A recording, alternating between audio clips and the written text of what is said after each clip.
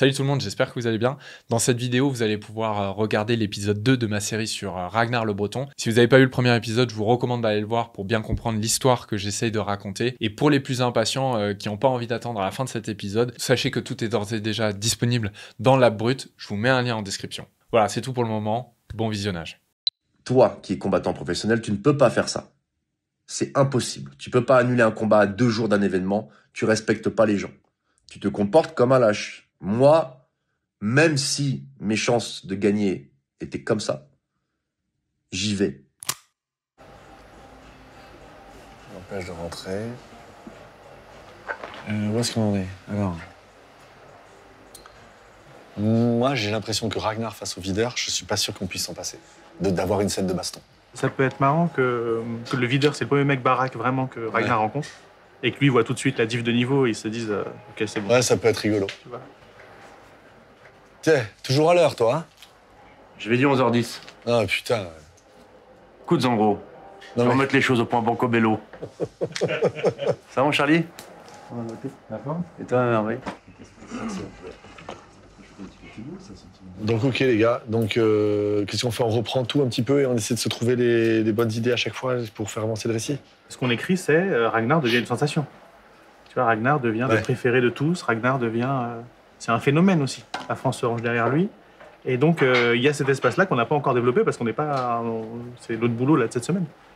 Tu vois? Ouais. C'est quoi le pitch un peu? C'est un viking dans Paris qui va faire les Jeux Olympiques. Un vrai viking, avec une balafre sur la gueule, très agressif, un peu, un peu brut de décoffrage, tu vois. On va essayer de mélanger les mondes et puis de rentrer dans différents milieux sociaux en France à travers ce personnage-là qui est complètement à part de la société. On va de faire un film qui fait plaisir aux gens et dans lequel on s'éclate, on s'autorise plein de choses, tu vois. Là, sa carrière d'acteur est lancée. Il a joué dans Astérix, le chef des légions, aux côtés de Vincent Cassel. Il a plusieurs apparitions dans plusieurs films. Mais nous, ce qu'on prépare ensemble, c'est son grand premier rôle au cinéma. Après, est-ce qu'on se met pas un tout petit peu de gilet jaune pour raconter une époque aussi? Ah oui, il faudrait qu'il soit au rond-point, en campagne. Il laisse pas passer la voiture dans laquelle il est monté en stop. Tiens. Vous ne passerez pas aujourd'hui. Oui. C'est les gilets jaunes. C'est un truc, c'est marrant ça. Un espèce de contraste. Et lui, il les prend. Vous êtes des rebelles, tu sais, faites partie... Faites partie des guerriers, des vaillants. J'ai un truc, j'ai pris un coup à l'entraînement depuis une semaine là. Et j'ai du mal à récupérer ma respiration par le pif. Ah ouais? Je suis que reniflé. On a toujours ton nez droit, profites-en. Ouais. Il n'a pas encore doublé de volume. Hein. Ça pourrait faire beau gosse, non?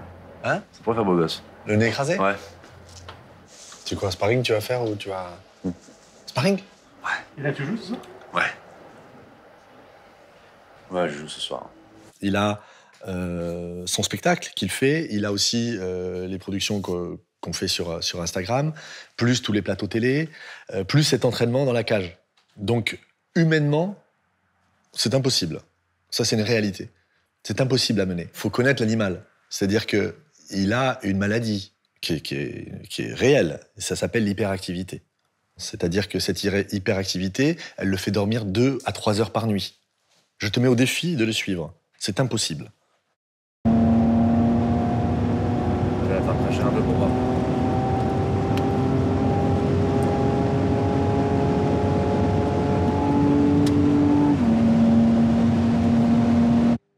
Je pensais que je pouvais gérer les deux. Spectacle, les combats, déménagement, les enfants, mon travail aussi, parce que j'ai ma société, tu vois. Les vidéos, les machins, et en fait, tu rentres le soir, tu te dis, j'ai pas fait 60% de ce que je devais faire, tu vois.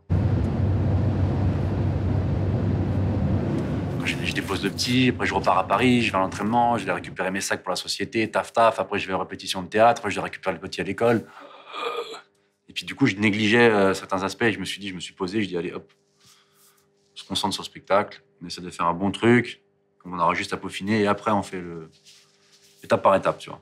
Oui, qu'est-ce qu'on va faire? On va sur Nantes pour le... Attends, je sors là, non? Non, on Zebbi. On va sur Nantes, ouais, pour le rodage du spectacle, voir les copains, la famille, et puis tester des blagues, quoi. Avec mes auteurs formidables. Nasser, Tunisien du 78, asthmatique, un peu stressé, et puis complètement possédé par le diable. puis Isma, un métis sénégalais, franco-sénégalais. Guinéen, pardon, c'est pareil. Et puis qui a écrit Lascar, et puis Nasser qui a fait le spectacle d'Alban, qui sont deux auteurs très talentueux. Un peu possédés, un peu revanchards par rapport à plein de choses, mais ils sont super. Moi, je voulais faire un spectacle de one-man show, enfin de stand-up, parce que c'est le rapport direct avec les gens, c'est plus intéressant.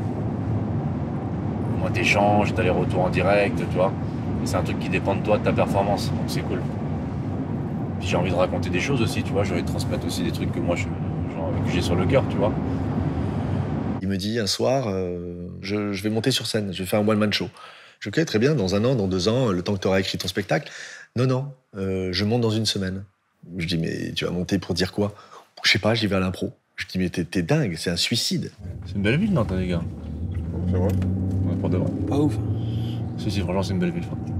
Il y a de plus en plus de punk à chien, par contre. Punk à chien. Punk à yinche. C'est quoi le délire des punks à chiens? Pourquoi on les appelle les punks à chiens? Parce qu'ils ressemblent à ce que ressemblaient les punks à l'époque. Bah, tu vois, Ils ressemblent à ce que ressemblaient les punks, donc c'est pas des punks à chiens. Pourquoi Bah, on les appelle pas les ressemblants de punks à chiens? parce qu'il n'y a plus de punk.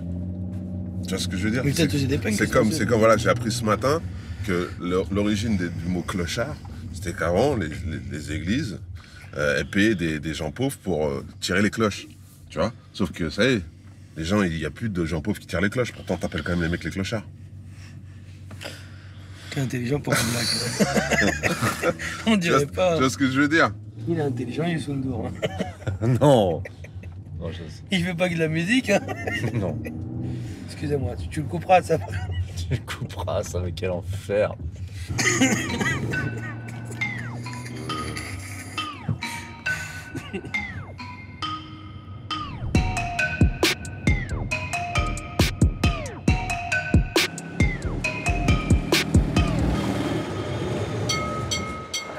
Ça va mon frérot, tranquille ou quoi? T'es trop en moi. Ça va mon rêve. Ça va? Et toi? Qu'est-ce que tu fais là? Spectacle. Ah ouais, trop. Ici? Ouais, là, regarde. Là, café-théâtre. Et elle se déplace ou pas? Je crois que c'est complet, mais bien. Ah merde. On va trouver, viens. Pour de vrai? Ouais. Quand? 20h30. Je te jure, je suis là. Bah, vas-y. C'est bon? Ouais, on va essayer de je te suis faire. là. T'inquiète, vas-y, on va racheter Trop des bien. trucs. C'est combien? C'est gratuit, viens. Bonne soirée, frère. À tout à l'heure. Ah, les Arabes, les gratteurs, hein. J'ai fait des dates à Lille où j'ai fait 3 jours d'impro avec des thèmes, tu vois. Mais j'ai besoin de travailler avant d'arriver à Paris, quoi. Je vais pas arriver comme ça va être un fiasco total. Là, je sais qu'ils vont être conciliants, je sais qu'ils vont être gentils, même si c'est pas drôle, ils vont se forcer à rire. C'est bon pour la confiance. Hein. Faut écrire le spectacle maintenant. On a 2 heures. C'est un super théâtre, il est beau, hein? Ouais, franchement, on a un chouette lieu, là. Ouais. Et tu crois qu'il y a des gens qui vont... Ah putain, mon genou. J'ai plein de personnes qui m'ont demandé de venir, mais je crois que c'est complet.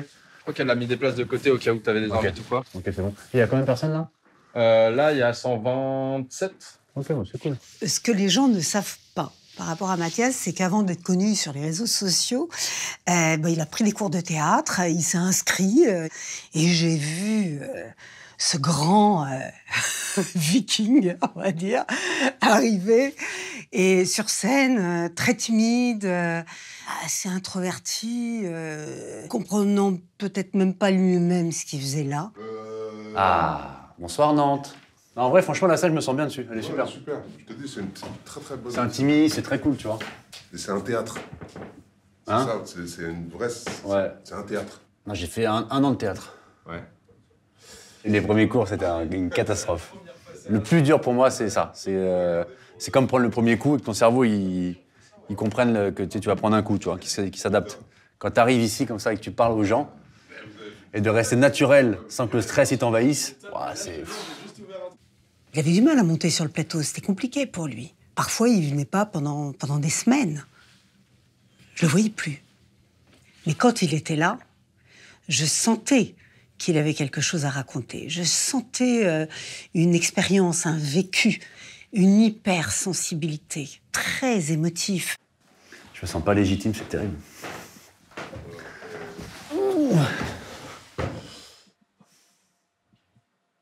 Pourquoi tu te sens pas légitime du coup? Je sais pas. Parce que je me dis, Anna, il travaille beaucoup plus et tout. Et tu vois, ils n'ont pas... T'es un spectacle, comme on disait, tout ça, ça met 2 ans à faire, 2-3 ans. Là, ça fait 1 mois qu'on travaille, bon... Puis c'est pas facile hein, de faire de la scène. Hein. C'est un métier. Hein. Ok, mon frangin. Allez, bisous. Allez, force et honneur, comme on dit. Ouais.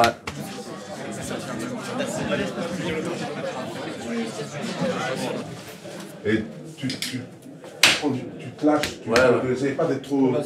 tu sors des bords, on s'en fout, tu sors des levels, tu sors des machins. Tu vois ce que je veux dire? Tu balances. Et tu regardes bien le public. Pas d'aller-retour, ok?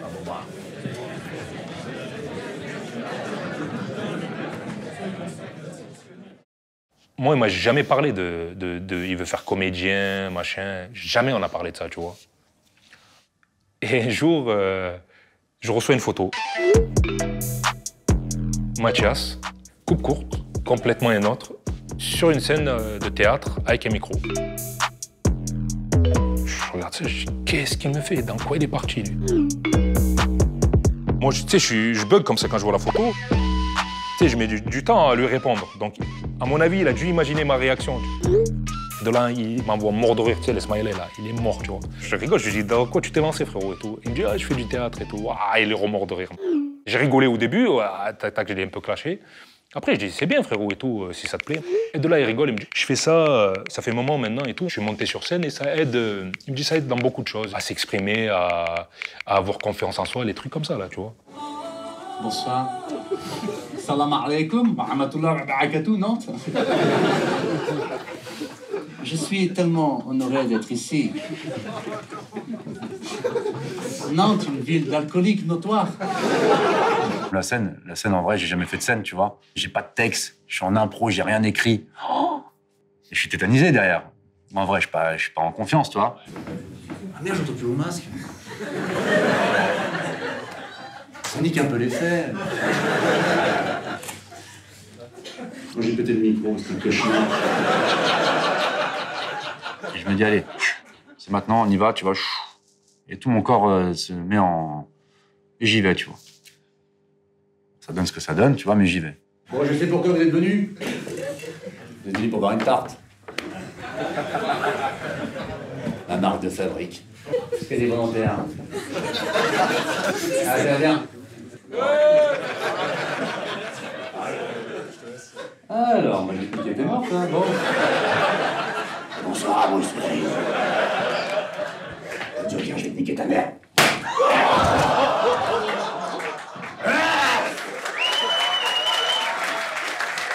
En voilà qui a pas payé sa place pour rien. Hein?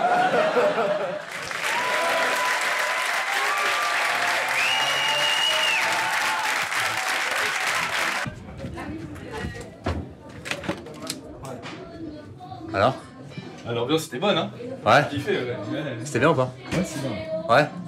Tu te sens comment, toi? Ah, ça a été, je crois. Il y a des trucs à travailler. Ouais, c'est du rodage, c'était cool. T'as bien aimé, chérie? Ouais. Ouais? Vraiment? Ouais. C'est bien, bah oui, c'est bien sûr, mais bien sûr. Ouais. Et au moins, t'as vu, on commence dans une construction, là. Ouais. Donc, on a toujours des petits... Et t'as vu, je tombe plus le... Je reste sur ta scène. Ouais, mais ça fait toute la différence. Je te dis, voilà, maintenant, exactement comme prévu. Prochaine étape, c'est de blinder chaque petit passage pour que... T'as vu, dès que t'as des trucs où tu sais que c'est sûr, c'est les trucs sûrs, ça marche. Et il faut que t'aies ces trucs sûrs et que ça te laisse la place à tes impros où tu sais que ça capte. Mais bien sûr que c'est bien, frère. Ouais, je me jure. Ouais, oui, je te jure. Oui, mais là, c'est... En plus, on est dans la construction, donc c'est bien, c'est parfait. Attendez, inquiétez pas, je suis nulle. Non, non, t'as pas l'air. Mais vous voyez des trucs, ça flèche ou pas? Ah bah là, oui, on va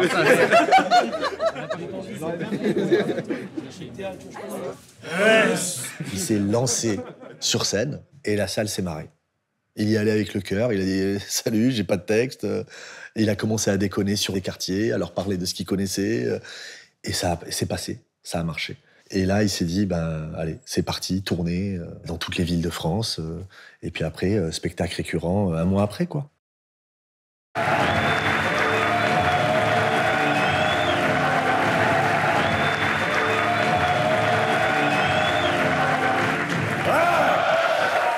Comment ça, Paris? Ah non, mais là, il y a un nouveau fléau, les sports de combat, c'est terrible. Qu'est-ce qu'il y a comme mythomane dans les salles? Pareil, ceux qui se chargent, vous avez vu ceux qui sont comme ça, là? Tu prends des produits? Non, non. Non, je dis ça parce que t'as une veine qui part de là jusqu'au trou de balle, donc tu me permets de... Moi, quand je vois Mathias timide et quand je le vois tout seul sur scène à l'Européen devant tous ces gens, faut y aller, quoi. C'est pas facile, le seul en scène. Hein. Aujourd'hui, on n'a plus la pudeur qu'on avait avant. Aujourd'hui, on va au restaurant, on filme sa bouffe. Moi, tu fais ça devant moi, je t'encule.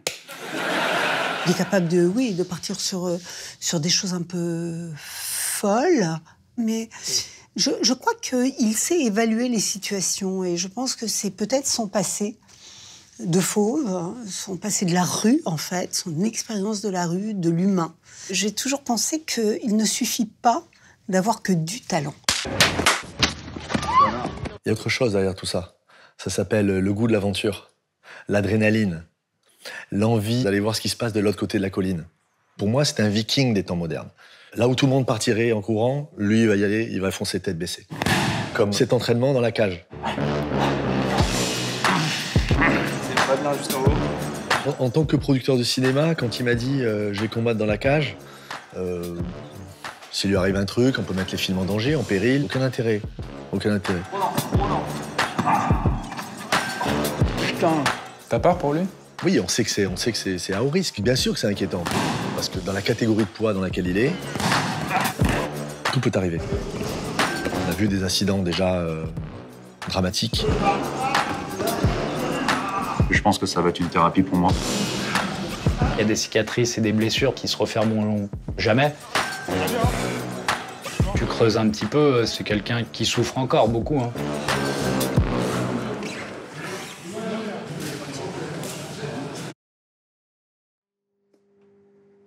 Ce que je vais te dire, je l'ai jamais... Enfin, je te le dis à toi, mais j'ai jamais dit dans aucun média, j'ai parlé comme ça, tu vois. J'ai pas envie de donner trop de cartouches aux gens pour qu'ils me connaissent.